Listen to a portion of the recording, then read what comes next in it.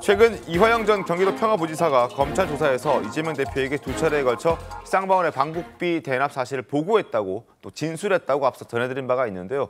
그런데 보고를 받은 이재명 대표의 반응도 언론 보도를 통해서 추가로 확인이 됐습니다. 화면 보겠습니다. 자, 어제 KBS를 통해서 보도가 나왔습니다. 이화영 전 부지사가 이재명 대표에게 보고했다는 것만 알려져 있었는데 보고를 받고 이재명 대표도 답을 했다는 겁니다. 알겠다, 알았다. 첫 번째 보고는 송명철 부실장이 돈이 든다고 했다. 방북하기 위해서는. 그래서 알겠다라고 답을 했고요. 그게 2019년 7월입니다. 그리고 2019년 12월에 쌍방울이 100만에서 200만 달러 대북 송금, 내년에는 방북이 성사될 것 같다라고 보고했더니 그때도 이재명 대표의 대답은 알겠다라는 겁니다. 방북 비용 대납 사실 직접 보고받고 승인했다면 이건 직접 뇌물죄 적용 가능성도 있다. 뭐 이런 얘기들도 나오고 있습니다. 자, 한민수 대변인님. 네. 저 보도 보셨을 때 좀 놀라셨을 것 같은데 어떻습니까? 아, 제가요. 네. 놀라지는 않았고요. 그렇진 않습니까? 여러 가지 느낌은 좀 많이 들었습니다. 느낌? 네. 일단은 뭐 저도 기자로 오래 했습니다만 네. 일단은 뭐 데자뷰처럼 다시 또 예전에 대장동 때 지난해나 올 초에 네. 올 3월 때 무수한 이제 검찰발 기사들이 쏟아졌습니다. 근데 왜 저는 개인적으로 왜 이 시점에 다시 또 이게 지금 법정에서 한 얘기면 모르겠어요. 근데 일단 이화영 전 지사가 검사를 만나서 얘기를 했다는 건데 일단은 무엇보다도 제가 검사가 아니기 때문에 진위는 따져볼 수가 없습니다, 사실상. 하지만 일단 보면은 지금 뭐 서울 양평 고속도로 게이트 때문에 여러 가지 지지율도 빠지고 있고 김건희 여사의 명품 쇼핑 논란도 커지고 있고 그런 상황이니까 또 이 기사들이 좀 나왔어요. 그래서 이게 과연 어떤 시점에 미묘한 어떤 의혹들이 생길 수도 있겠다. 뭐 이런 제가 생각도 해보고 많은 또 국민들도 하시는 것 같아요.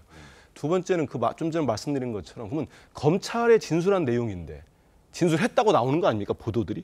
그렇다면 이제 앞으로 재판정에서 이화영 전 지사가 나올 테니까 실제로 지금 뭐 변호인이 했다는 얘기 들어보면 이화영 전 지사의 변호인이 했다는 얘기 들어보면 쌍방울 측이 뭐 대북 사업을 하니까 방북에 대해서 한번 알아봐 달라. 이게 뭐 제가 기사로 본 워딩이에요.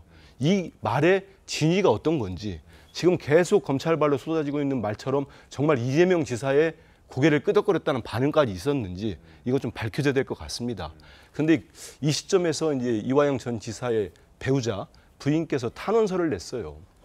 탄원서 내용을 많이 접했었을 텐데 간략하게 한마디만 드리면 거기 그런 내용들이 나옵니다. 10개월 가까이 독방 및 매일 조사를 불려가 받았다. 심리적 압박감이 군사 독재 시대에 정기 고문을 받는 만큼 무섭다. 이런 표현을 이화영 전 지사가 계속 부인께 했답니다. 그래서 이 진술의 신빙성, 진짜 이런 건 좀 검찰 아니라 이화영 전 지사가 아니더라도 일반인 누구더라도 압박감 받으면서 진술을 강요받아서는 안 된다. 이런 차원에서 좀 따져볼 필요가 있고요. 끝으로 한 말씀만 더 드리면 저는 이런 생각은 좀 듭니다. 우리 최근까지 한 1년 동안 무엇이 있었습니까? 대장동 사건 때. 천화동인 1호는 결국은 이재명 지사 측 거다. 이재명 거다. 정진상, 김용이랑 다 해가지고 무려 액수가 어마어마했어요. 428억 원이다. 그럼 돌이켜 보십시오. 기사가 제 기억으로 수만 건이 나왔습니다. 이재명 천화동인 1호 주인이다 하면서. 그 기사 검찰발로 쏟아졌어요. 근데 지금 어떻게 됐습니까? 검찰이 구속영장에 넣지를 못했어요. 기소도 못했습니다. 그러면 이렇게 검찰발로 하지 마시고 명확한 진술이 있었는지 법정에서 나와야 되고 증거가 나와야 된다고 생각을 합니다. 그래서 저는 이제 검찰이 수사로서 좀 보여주십시오. 한 1년 반 넘게 진짜 이렇게까지 수백 번의 압수수색과 특히 야당만 향해서 야당 대표만 향해서 했으면 이제는 말로 하지 마시고 언론 플레이 하지 마시고 진짜로 좀 보여줬으면 좋겠습니다. 뭐 저처럼 생각하는 사람이 한두 명이 있습니까? 그래서 검찰도 이제 정치하지 마시고 수사로 좀 입증해 달라. 이런 말씀 드리고 싶습니다. 이 대표에게 어제 보도 이후에 물어보신 적은 있으십니까? 없습니다. 없습니까? 예, 제가 없습니다. 어제는 뭐 회의도 없었기 때문에 뵌 적은 없습니다. 알겠습니다. 시점이 문제다. 그리고 탄원서도 썼는데 그 내용을 보면 검찰이 그 이화영 전 부지사에게 강압과 압력을 행사하고 있는 것처럼 보인다라는 취지의 탄원서를 법원에 보내지 않고 민주당에 보냈습니다. 뭐 그것 또한 따져봐야 될 부분이긴 한 것 같은데 어찌됐든 이재명 대표는 알았다라고 대답을 했다고 KBS가 취재를 해서 보도를 했어요. 그 보도의 내용은 우리가 일단 믿는다는 전제하에 어떻습니까, 구자민 변호사님? 이거? 이제 구분해야 될 게 있는 게 지금 이화영 진술에 대해서는 조서가 작성이 됐고 이제 곧 그 조서를 기반으로 해서 법정에서 진술 증언도 할 거거든요. 근데 조서는 증거 자료고 탄원서는 그냥 에세이예요. 그러니까 에세이 가지고서 증거 자료를 이렇게 탄핵하는 거는 사실 가능하지는 않고 네. 또 부인이 그 당시 같이 있는 사람도 아니잖아요. 네. 그러니까 그거에 대해서 그 무게감을 어떻게 둘 수 있겠는가. 그리고 이건 제가 실무적으로 말씀드리면 반성문 탄원서는 변호사가 보통 다 검수를 해줘요. 같이 써요, 사실상. 근데 그거를 민주당에 보냈거든요. 당과 교감 없이 보냈을까? 뭐 이런 생각까지도 해볼 수는 있어요. 그리고 저 무슨 강압수사나 이런 거에 대해서 팩트가 나온 게 없어요. 요즘 세상이 어떤 세상인데 강압수사가 있을 수 있으며 강압수사가 있으면 다 위법 수집 증거가 되기 때문에 사건이 날아가요. 네. 그런 일은 있을 수가 없고. 그러니까 여러 가지로 증거 자료에 의해 가지고 이화영 평화부지사가 이제 더 이상 버틸 수 없다, 얘기를 할 수밖에 없다라는 상황에서 심경 변화가 일으킨 것 같은데 보통 이럴 경우에 저희들도 유력한 사람에 대해서 이제 그 중요한 증언을 이끌어낼 때 사실 확인서를 먼저 받는 경우들이 있어요. 왜냐하면 그걸 나중에 말을 바꾸기 힘들게끔 하면은 그 방향에 의해서 증언도 나오거든요. 그러니까 검찰에서 지금 조사한 것도 나중에 입장을 법정에서 확인하기 위한 전 단계로서 일단 유의미한 내용이 나왔다 이렇게 볼 수 있고 앞에 뭐 대장동 사건도 얘기 나왔지만. 천화동인 1호에 대해서 직접적인 뭐 소유자다 아니다 이거보다 저수지로 사용했다는 얘기가 쟁점이었고 그거에 대해서 공범관계로 해서 영장 청구됐었잖아요. 그게 터무니없었으면 사실 체포동의안을 부결시킬 이유도 없지 않았을까 이런 생각도 드는 마당에 여기까지 나왔으면 이 사건은 사실 파급력도 더 높을 뿐만 아니라 구도가 더 끈끈해요. 왜냐하면은 이 사건에서 유동규 씨 진술하는 거에 대응하는 게 김성태 회장이에요. 네. 그러니까 지금 이화영 평화부지사가 입장을 바꾸면 정진상 씨랑 김만배 씨가 같이 입을 여는 거랑 그 정도 파급력이거든요. 이거 사실 굉장히 형사사건에서 어마어마한 내용이기 때문에 이거는 제가 지금 사실 느끼기에는 이게 이 정도밖에 기사가 안 되나 싶을 정도로 오히려 더 폭발력이 높은 내용이라 가지고 이거는 앞으로 어떻게 진행될지 저도 굉장히 관심이 가는 부분입니다. 맞는 말씀이에요. 지금까지 뭐 대장동 얘기는 하도 많이 들어서 이제 기억에 이제 막 헷갈릴 정도인데 그만큼 혐의가 많았던 거죠. 말씀하신 대로 이화영 전 부지사가 이런 식의 진술을 했다. 검찰 조사에 얘기했다는 것이 갖는 의미가 크다고 저는 봅니다. 네. 지금까지 너무 복잡하니까 이해하기가 어려웠는데 정확하게 대장동이랑 비교를 하면은 유동규 씨 많이 나오지만 어쨌든 중간에 정진상이라는 인물 또 김만배라는 인물이 있는 가운데 이재명 지사와의 관계가 한번 이렇게 막히지 않습니까? 근데 이건 그게 아니에요. 말씀하신 대로 정진상 더하기 김만배가 이렇게 얘기를 했다. 그러면 법정에서 결론은 이화영 전 부지사가 정말 법정에서 이렇게 얘기를 한다고 할 경우에는 네. 이재명 대표는 본인의 수족 같았던 가장 가까운 사람 이화영 전 부지사와 법정에서 맞서야 되는 겁니다. 그 상황을 어떻게 돌파할 수 있을 것이냐까지 생각을 해보면 네. 이 보도는 굉장히 큰 의미가 있다. 이렇게 말씀드릴 수 있겠습니다. 알겠습니다. 이재명 대표의 방북은 정진상 전 실장의 요청으로 이화영 전 부지사가 추진했던 것으로 지금까지는 전해지고 있습니다. 유동규 씨도 당시 이재명 대표에게 북한에 따라가고 싶다라고 얘기한 적이 있다라고 밝힌 적이 있는데 그때 목소리도 확인해 보겠습니다.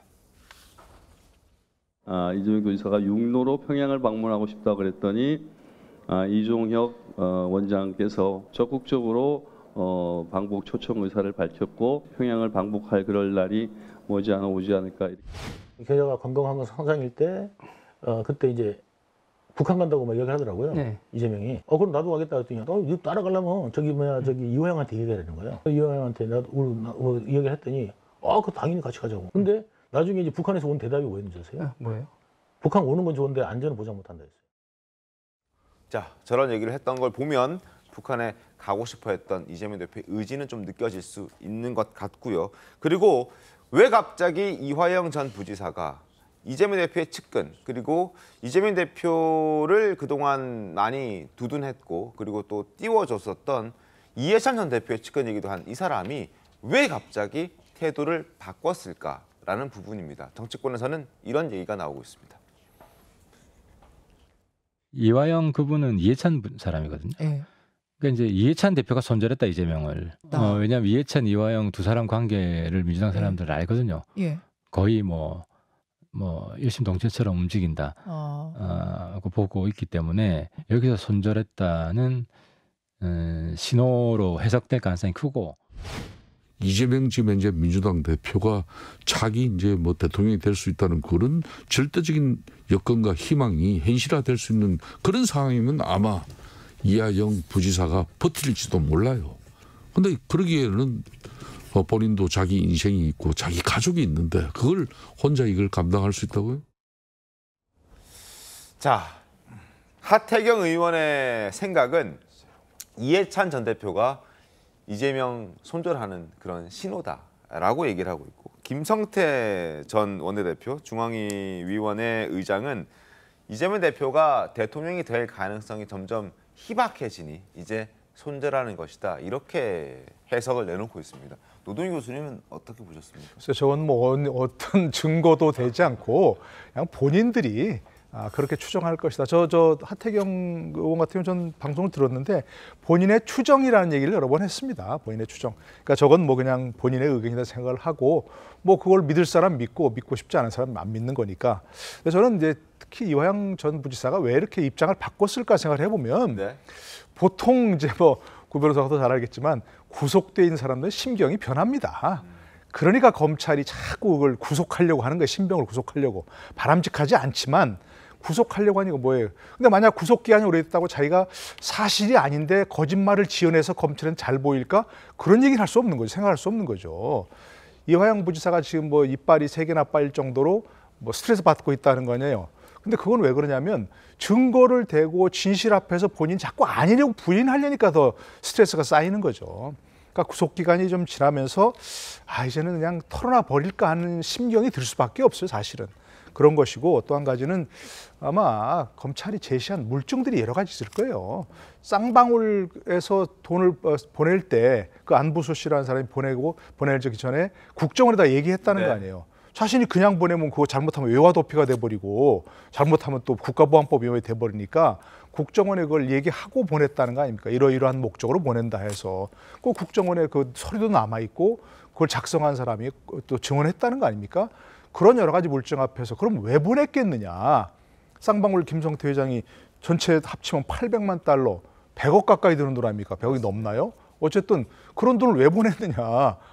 저 쌍방울 뒤에는 경기도가 있고 경기도 뒤에는 뭐 이재명 당시 지사가 있고 그러기 때문에 이재명 지사가 대통령이 되면 쌍방울도 뭐 엄청난 큰 회사가 될 수 있다. 이렇게 그런 희망 때문에 보냈다는 건데, 그 과정에서 연결고리가 된 게 바로 이화영 전 부지사 아닙니까? 이화영 전 부지사 타이틀이 평화였잖아요. 평화부지사라고. 그건 오직 딱 한 가지 목적밖에 없는 거죠.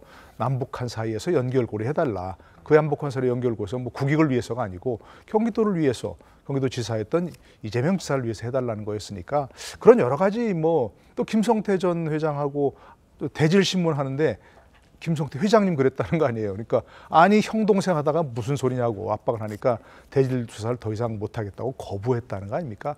그런 상황에서 저는 이화영 전 부지사도 이제 더 이상 진실을 감추기 어렵다는 뭐 그런 변화가 있었던 거 아닌가 싶습니다. 정치적 얘기는 뭐 그분들의 생각이니까 그건 뭐 그분들의 생각으로 돌려놓고요. 알겠습니다. 예. 저도 일단 하태경 의원과 김성태 의원은 본인들 앞가림이나 좀 걱정했으면 좋겠다, 이런 생각이 들고, 그리고 이제 그 방북 문제는 자꾸 헷갈리시는데 네. 우리가 기사만 찾아봐도 나옵니다. 방북은 뭐냐면 경기지사, 경기도지사의 북한과의 협력 사업은 손학규 지사, 남경필 지사, 김문수 지사 모두가 추진했습니다. 북한을 가겠다고도 추진한 지사가 있고, 어느 보도를 보니까 남경필 지사, 국민의힘 소속이죠. 남경필 지사 때 경기도 예산이 제일 컸어요. 그리고 국민들이 잘 모르시는데 경기도가 강원도보다 북한과 접경 지역이 훨씬 큽니다.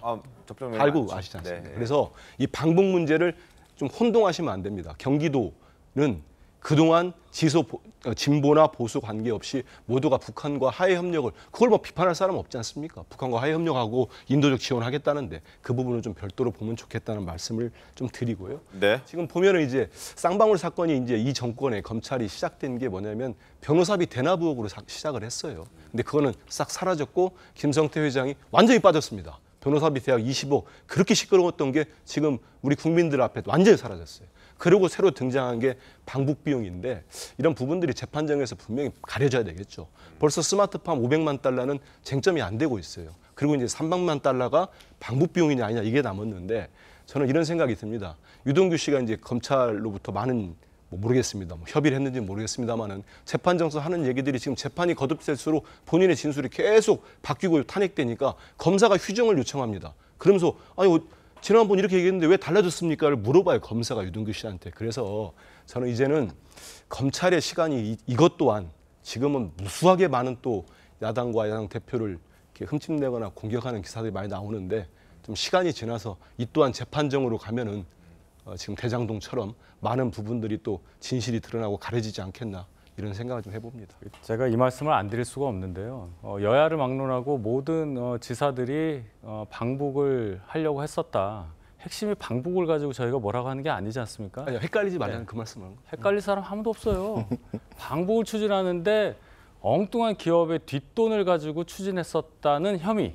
여기에 대해서 국민들이 지금 질책을 하는 거 아니겠습니까? 그 말씀을 드리고 지금 사건 관련해서 어떤 혐의들 뭐 사라졌다, 뭐 변호사비 대납 그런 게 사라졌고 뭐 스마트폰 500만 불 그게 사라졌다 그게 아니라 지금 가장 뚜렷하게 나오는 혐의에 대해서 언론에서 집중적으로 부각을 시키는 거지 말씀하셨던 그 두 가지가 다 무혐의로 된 게 아니에요. 우리는 재판 결과를 계속 꼼꼼하게 챙겨볼 필요가 있는 것이고 거기에 따라서 판단을 하면 되는 건데 지금까지 나온 과정 중에서 가장 의미 있는 거 이재명 지사와 가장 가까웠다고 볼 수 있는 이화영이라는 사람이 진술을 이렇게 했다. 여기에 대해서 얘기하고 있는 겁니다. 이 부분이 의미가 있다는 것은 제가 방금 전에 말씀을 드렸고요. 여기에 집중할 필요가 있습니다. 알겠습니다. 실제로 검찰에서 진술을 했는지 이제 따져보자는 말씀을 저도 드린 거고 재판 과정을 보면 될 것 같습니다. 그런데 쌍방울 그룹이 그동안 북한 측과 뭐 히토류랄지 여러 가지 사업들을 계속 해왔지 않습니까? 그래서 본인들의 그 IR인가요? 그 내부 자료를 보면은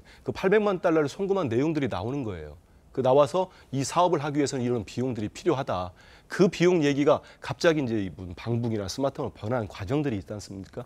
그런 건 명확히 따질 필요가 있다는 말씀을 드리고 변호사비 대납 얘기를 왜 자꾸 제가 말씀드렸냐면 아까 이 건이 대선 때도 그랬고 검찰이 계속적으로 김성태 회장 그 소환해서 잡아올 때까지도 이걸 계속 문제를 삼았습니다.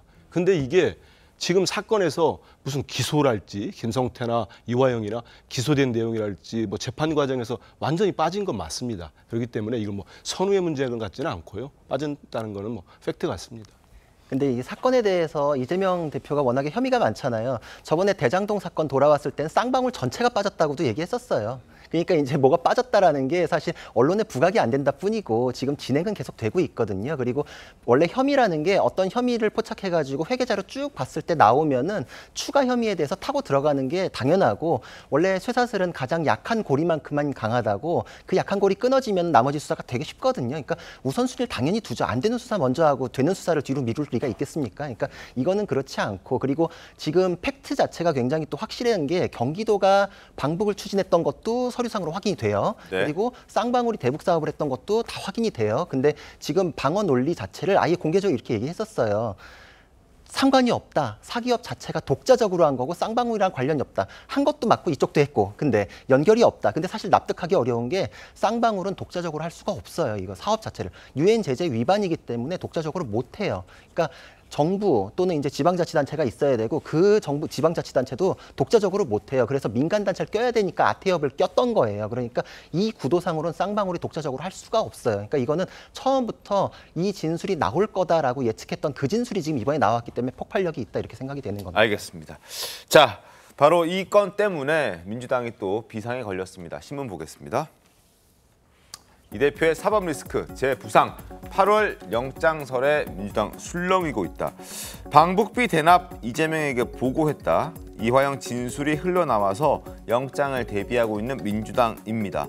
국회 회기 중인 8월 16일 이후라면 체포 동의안 표결이 필요해서 상황이 복잡해진다. 당 내에서는 아마 여론몰이가 필요하고 야권 내부 분열 조장하기 위해서 검찰이 회기 중인 8월 16일 이후에 영장을 청구할 가능성 그리고 체포 동의안이 넘어올 가능성 굉장히 높아 보인다. 근데 민주당은 얼마 전 불체포 특권 포기를 조건을 달긴 했지만 선언했기 때문에 과연 어떻게 해야 될까 전략을 좀 고심하고 있는 것 같습니다. 일단 1차 체포 동의안 때와는 조금 분위기가 달라진 것 같긴 합니다. 목소리 들어보겠습니다. 검찰이 이재명 대표에 관련해 갖고 대장동 사건에 보여준 그런 행태를 또 보여주는 것 같아요. 또 장기간 그 피고인 구속시켜놓은 상태에서 또 일방적으로 특정 언론사에 흘려놓고 그다음에 여론 재판을 하려고 하는 게 아닌가라고 하는 그런 의도를 좀 의심할 수밖에 없고요. 예. 그 8월 16일부터 저희가 회기가 다시 시작되거든요. 예. 그 이후에 예. 이제 그 체포영장 청구서를 동의서를 이제 내면서 민주당 의원들의 또 한 번 시험의 잣대에 오르게 하지 않을까라고 생각하고 있습니다. 체포 동의안 부결이 사실상 어려워진 거라고 봐야 되지 않겠습니까? 그래서 앞으로 그 이상 방탄 국회 논란은 없을 거라고 보아집니다. 자, 검찰이 정치적으로 판단했을 때 여론몰이와 야권 내부 분열을 조장하기 위해서 회기가 시작되는 8월 16일 이후에 영장을 청구하고 체포 동의안을 넘어가게 할 것이다 라고 민주당은 계산하고 있는데 어때요? 구자룡 변호사님. 일단 이것 또한 정치적인 검찰이다 또 비판받을 수 있기 때문에 근데 우리는 정치랑 상관없이 수사를 할 뿐이다 해서 8월 16일 이전에 할 수도 있는 거 아닙니까? 근데 사실 수사라는 게 할 만큼 해서 충분히 됐을 때 마무리 짓는 거지 정치 일정을 고려하지도 않고 할 수도 없고 그리고 사실 저 때 청구하면 정치적이고 다른 때 청구하면 정치적이지 않다라고 할 리도 없어요. 사실 왜냐하면 회기가 아닐 때 청구하면은 정말 어떻게든 구속시키려고 하는구나. 구속되면은 민주당이 완전 뭐 내분에 빠지고 붕괴될 것이다라는 얘기도 할 수 있잖아요. 그러니까 이건 뭐 표결에 붙이니까 민주당이 어렵고 뭐 표결에 안 붙이니까 아니고 그때는 뭐 정치적이지 아니다. 이렇게 할 리도 없거든요. 이거는 그냥 정치인들이 나름의 해석을 갖다 붙이는 거지 수사는 그렇게 하지도 않고 네. 어떤 면으로도 사실 정치적으로 뭐 이렇게 꼬리표를 그러니까 민주당 입장에서는 뭐 16일 기준으로 전에 하든 후에 하든 어쨌든 정치적으로 얘기할 것이다 이 말씀이시죠. 그렇죠. 그러니까 어떤 면으로도 이거는 그런 해석을 피해갈 수 없기 때문에 그냥 정치하고 고려 없이 그냥 검사는 그 검찰의 시계대로 그냥 진행할 사건이라고 생각이 됩니다. 노동희 교수님 어떻게 보십니까? 그러니까 뭐 회기 중에 청구가 되면 체포동의안은 가결하면 되는 것이고 회기가 아닌 때 청구되면 바로 앞에 나가 소명하면 되는 것이거든요. 그러니까 만약 그 국회에서 체포동의안이 가결되더라도 바로 구속되는 게 아니에요. 법관 앞에 가서 소명하라 그 얘기입니다. 일반 사람들은 그런 특권이 없으니까 바로 가면 되는데 국회의원들은 그래도 직무 수행을 잘 하라고 혹시 행정부에서 그런 뭐 검찰권을 남용할 수도 있으니까 그런 걸 절차를 거치는 것이거든요. 그러니까 지금 그 뭐 이재명 대표를 비롯해서 모든 정치인들이 문제가 되면 다 그러지 않습니까? 정치 검찰의 정치 수사라고 조작 수사라고 소설 쓰고 있다고. 국민 앞에서 하는 그런 얘기를 법관 앞에가 하면 되는 거예요. 국민들은 오히려 감정에 휩쓸려서 판단할 수 있는데 법관들은 그리고 특히 이제 영장 심사를 담당하는 법관들은 특히 뭐 노련한 법관으로 이렇게 세운다고 하지 않습니까? 네. 그런 일을 맡긴다고 하는데 그런 분들은 객관적이고 중립적으로 판단할 수 있는 훈련이 어느 정도 된 분들이에요. 그러니까 저 국민 앞에서 하는 말을 법관 앞에 가서 하면 당연히 기각되지 않겠습니까? 국민 앞에서 하는 말을 법관 앞에 가 못할 이유가 뭐 있습니까? 그러니까 지금 사례가 있잖아요. 하영재 의원 같은 경우도 그렇고 또 박영수 전 특검도 영장 심사를 받았는데 영장 기각됐잖아요. 그럴 수가 얼마든지 있다는 얘기입니다. 그러니까 자꾸 이런 거 가지고서 뭐 회기 중에 신청을 하네 아니면 뭐 회기 중에 아닐 때 신청을 하네 그런 얘기 할 필요 없다는 얘기입니다. 회기 중에 신청을 하든 회기 아닐 때 신청을 하든 의원들이 당당 앞에 법관 앞에 나가서 이건 정치 검찰의 조작 수사다 소설이다라고 얘기하면 법관이 판단해 준다는 겁니다. 객관적인 입장이 중립적인 입장에 있는 분이 판단해 주니까 그런 거에 논란을 벌일 필요가 없다 생각합니다. 네. 검찰발 보도를 보면 수사 많이 한 것 같은데요. 진술도 다 받아놨다는 거 아닙니까? 이재명 대표의 반응까지 받아놨다는 거 아닙니까? 수사 다 해놓은 것 같아요. 다 해놓은 것 같은데 이제 우리 노 교수님께서 원론적인 말씀을 해주셨죠. 근데 그렇게 다 해놨으면 그 빨리 저기 이재명 대표가 불체포 교섭단 대표연설에서 대국민 약속을 하지 않았습니까? 네. 불체포 권리를 포기하겠다. 당당히 받으러 가겠다. 하면은 지금 7월 말부터 8월 15일입니까? 그 기간 동안에 국회가 열리지 않습니다. 당당히 가서 영장 실질심사 받고 받겠다는 거예요. 그러면 검찰이 소환 조사하고 영장을 치면 됩니다.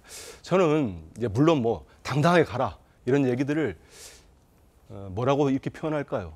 당당하거나 정당하거나 정상적 검찰이라면 저는 그 얘기 상당히 믿을 수 있다고 생각합니다. 한동훈 장관이나 우리 지금 윤석열 검찰 입만 열면 뭔 얘기합니까? 법과 원칙은 똑같다. 그러면 만약에 문재인 대통령 때 문재인 대통령의 영부인이 고속도로 휘어진 지역의 종점에 그렇게 많은 땅이 있으면 윤석열 검찰이 가만히 있었겠습니까? 벌써 수사 들어갔지요. 이미 수사를 하질 않아요. 검찰과 경찰은. 대통령 영부 부인이랄지 장모랄지 어떤 사건도 다 무혐의 불송치가 나오지 수사를 안 합니다. 최근에는 같은 알겠습니다. 검사까지 그렇지 않습니까? 그래서 네. 저희들이 야당을 떠나서 많은 국민에게 의심을 하고 검찰권 남용된다고 의심할 수밖에 없는 게 법과 원칙에 따라 똑같은 수사를 해주시면은 이런 얘기들 비판 받겠습니까? 그런 말씀 드리니까 정말 정치적 고려 없다면은 네. 이렇게 많은 의원들이 지금 뭐 친명 비명을 떠나서 모두 이렇게 예측하는 게 있지 않습니까? 이런 예측 듣는 게 검찰 입장에서 뭐가 그렇게 좋겠습니까? 그러니까 그냥 모든 국민들이 수긍할 수 있는 방법으로 했으면 좋겠다 이런 말씀 드립니다. 알겠습니다. 또 저의 시간이 왔는데요. 지금 법원에 가서 얘기하라는 얘기를 하셨는데 왜 검찰 얘기를 합니까? 검찰 수사가 부당함을 법관 앞에서 얘기하세요. 그리고 김건희 여사 얘기 뭐 이런 얘기를 왜 하시는지를 이해를 못 하겠어요. 방송 시간 얼마 남지 않았는데. 자, 저도 이제 중요한 하기가 싫어요 거는 진짜. 중요한 건 법관 앞에서 판단을 받아야 될 거를 국회의원들이 나름대로 자기들의 논리를 가지고 자꾸 체포를 못하게 하고 구속영장에 대해서 이렇게 막는 그 부분을 지적한 거 아니겠어요? 법관 앞에 가서 꼭 이번에는 영장 실질 심사 담당 판사를 꼭 이재명 대표가 만나시길 바랍니다. 알겠습니다. 자, 지금 여러 보도들이 나오는 분위기로 봤을 때는 지금 쌍방울 대북 송금과 관련해서 이재명 대표가 아마 7월 말 8월 초쯤에는 수사를 받든지 아니면은 영장 청구를 받든지 하여튼 뭐 여러 가지 일들이 벌어질 것 같습니다. 이미 본인도 그리고 당에서도 불체포 특권 포기하겠다라고 선언했기 때문에 과연 어떤 모습을 보여줄지 한번 기대해 보겠습니다.